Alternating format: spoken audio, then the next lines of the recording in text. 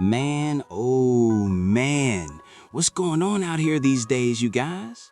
It appears that we may be returning to the early 2000s when rappers were prominent figures in the media. Now, you guys, this one is a little odd. DJ Akademiks attended the NBA YoungBoy event in Newark, New Jersey a few days ago. Now, give Newark a shout. A special thanks to Eastwig, a shout out to Garden State as a whole. As Akademiks was taking in the performance, he became aware that Jim Jones was also present. For those of you who are unaware, Jim Jones and Birdman are genuinely awesome. They're really tapped in. In order to kick it with Jim Jones, Birdman really drove up to his neighborhood in Harlem. Look, you dig what I'm saying? Right. Yeah, I'm out here with my blood. Outside in Harlem. Uncle D. Happy. I immediately thought Jim Jones will definitely be at the concert tonight after watching this video. The first error, in my opinion, is when a scholar approaches Jim Jones to strike up a conversation.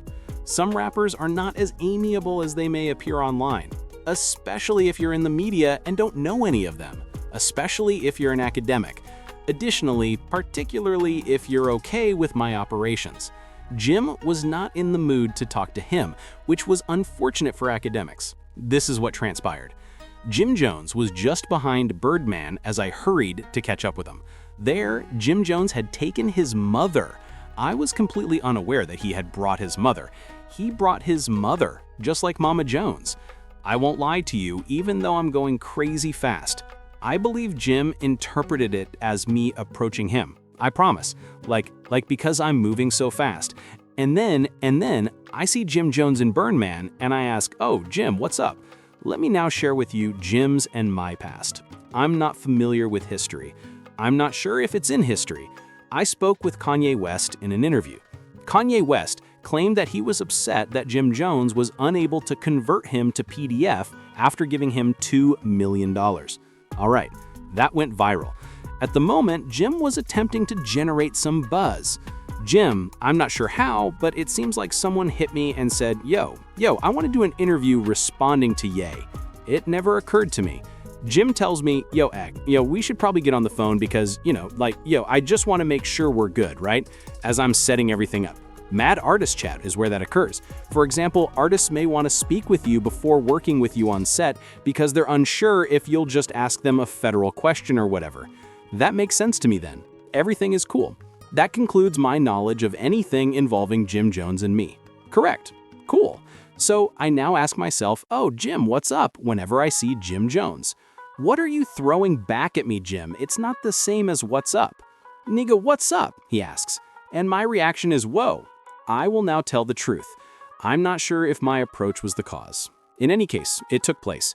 Damn, I think. I said, I'm going to give Jim his credit first. Jim was on Y and timed even though he was the eldest Ying in the building. I'm going to maintain my B grade. I'm not lying, am I? Jim, I looked up his age on Google. Jim is 49. Jim was on Y and timed even though he was the oldest Wang up in the building. Do you understand what I'm saying? As if Jim could tell. And I thought to myself, perhaps it's because of the YoungBoy concert. Everyone seems a little hostile at this place. Cool. In any case, no. Okay. So once again, I think he's awesome. Even though the walk-up was a little odd, wasn't it? But I was beginning to think, oh shit, he most likely thought that I was approaching him. So please allow me to speak with him frequently. Yo, Jim, we gotta get up and we gotta go do the interview. I say something like, we have to go do the interview. And furthermore, I will not tell you lies. I'm not sure if it's because YoungBoy was performing, Jim gave me a Y turn. Yo, hold on, Jim Jones, I promise. Man, let me yell at you. I'll yell at you. And you can tell when they're just getting started by being a little more watchful. I wonder if he's all right now. Yo, listen, man, says Jim. I was able to speak with you. All right, what's up? What's going on? What's good? Yo, he says. He was now taking a moment to sort of make his point. However, this was his main argument. Additionally, I tried to enjoy, yo, do y'all think what y'all do online is cool? He said again. What are you talking about? I ask. I'm a little perplexed. To be honest, I'm genuinely perplexed. I'm a little perplexed because I'm also trying to figure out what it might be, but I know some people will say, no, an actor playing dumb. He claimed to have referenced 6ix9ine, but I didn't receive a lot of information from him. Whatever 6ix9ine, he said. Then he says, yo, y'all gotta know, it ain't safe when you're just playing with me like that. And as I'm thinking about it, I asked myself, what the fuck? I tried to ask him again and again. I said, what do I and 6ix9ine have to do with you? Or what do I have to do with you if you and 6ix9ine got something? It must be this video, am I correct? Because I don't believe he's been discussing it lately, or it might just be what 6ix9ine said in general. Now, once more, I am aware that I am attempting to combat those who will be making comments, such as Akademiks, by acting foolishly. Yes. No, I'm rather certain that I haven't done that. It seems like you post this and that's your man 6ix9ine, but we don't agree with it.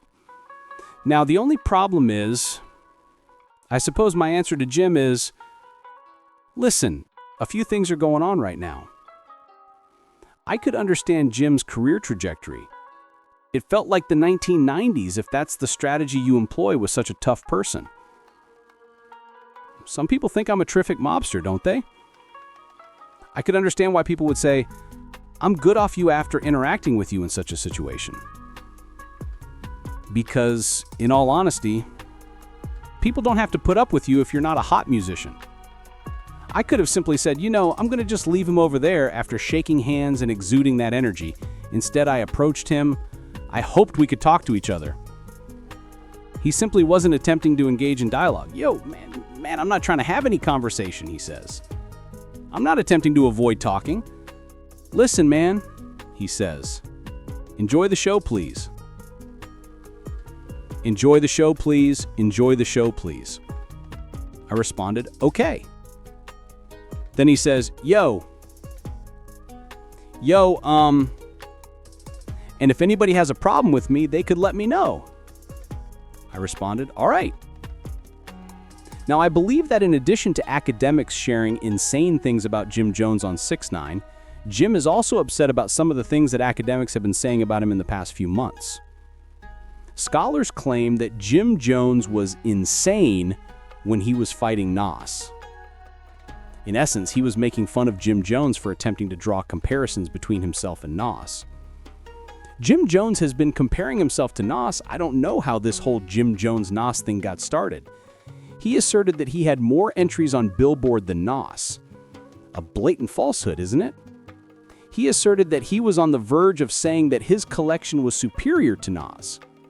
An outright lie.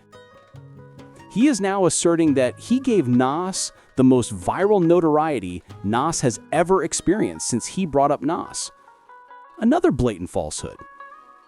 For example, I enjoy Jim Jones. You have to love a passionate liar, don't you? I always have too. Like, this man is crazy about lying, but he's just lying all the time. Not to mention Jim Jones' announcement of a podcast including Dave East, Mayo, and Fab last week. The decision was slammed by Akademiks, who essentially tried to declare him broke for launching a podcast. I would say, oh my God, they're making like some sort of four-way greatest New York rapper thing. If you told me that the amazing Jim Jones, Mayo, and Dave East were dating, they will go on tour and sell some. Music still makes more money, bro. Unless you're YB, that is. Guys, there is no money for the middle order unless you're like the Drakes. Yes, it is. Suppose you're someone like Jim Jones and you hear Akademiks continuously criticizing and disparaging you. In addition, you go on Instagram and he posts your object while harassing you. Yes, when you see him in person, you will definitely experience some sort of emotion. In my opinion, Birdman is the only one who can act as a mediator between these two, and only if both sides are willing to make it happen. Please share your thoughts about Jim Jones pressuring Akademiks at the YB event in the comments section below. Do you guys believe that the Akademiks posting of 6ix9ine on his page was the only reason? Please subscribe to my channel and like this video. Man, I'll see you all later.